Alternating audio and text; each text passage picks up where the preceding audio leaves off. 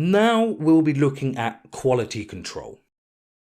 Quality standards vary more from project to project than time and cost, but we will highlight a few common things that you can do when performing quality control activities.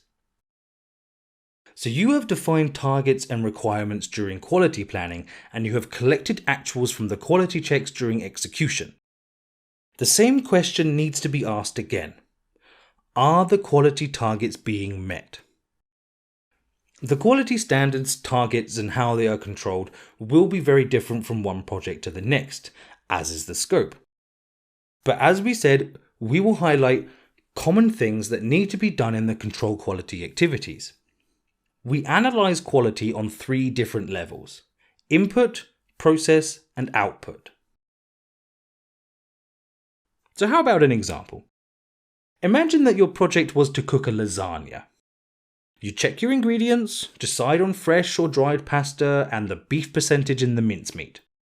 You follow all the steps during the preparation, preheating the oven, chopping the vegetables, and so on. Then you assess the completed dish. Is the bechamel sauce smooth, the pasta soft, and the cheese melted?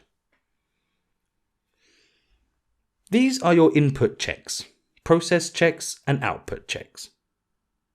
Okay. Let's look at this in more detail with our Lamborghini project. We start with input. This is when you need to get your work started on the right foot.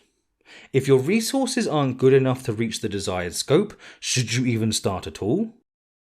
Consider the construction materials for the building as an example. Here it would be sensible to give the responsibility of validating the materials to the owner of the construction workstream, as they are an expert in the field. While doing that, they will likely go through a checklist similar to this one.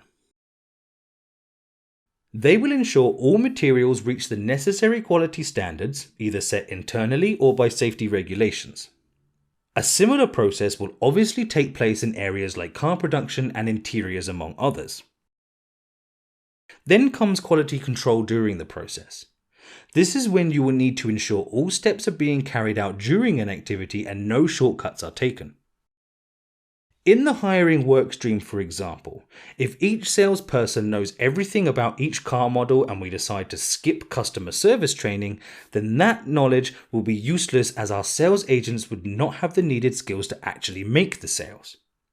Again, delegating the responsibility to a member of the marketing team who keeps a checklist of all employees and the training they have taken will make the most sense. Finally, the quality control of the output. These are the quality checks at the completion point of a deliverable or activity. For instance, when the augmented reality effects on the cars have been finished, checks need to be made to ensure that they connect quickly with the electronic interface and that inputs are responsive. If the target is for the effects to happen in under 3 seconds, is that criteria met at least 9 times out of 10?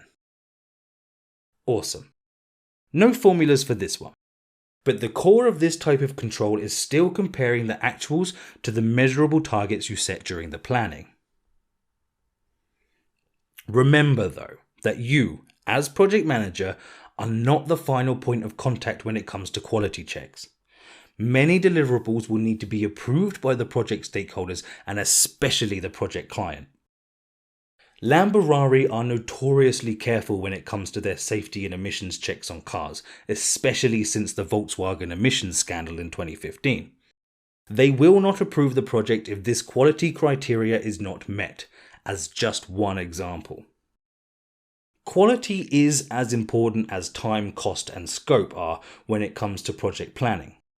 Without quality checks being signed off, the project is at a huge risk.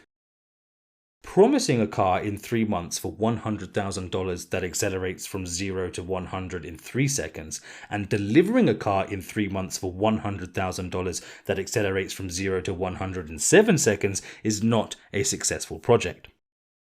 The triple constraint triangle is just as affected by quality also.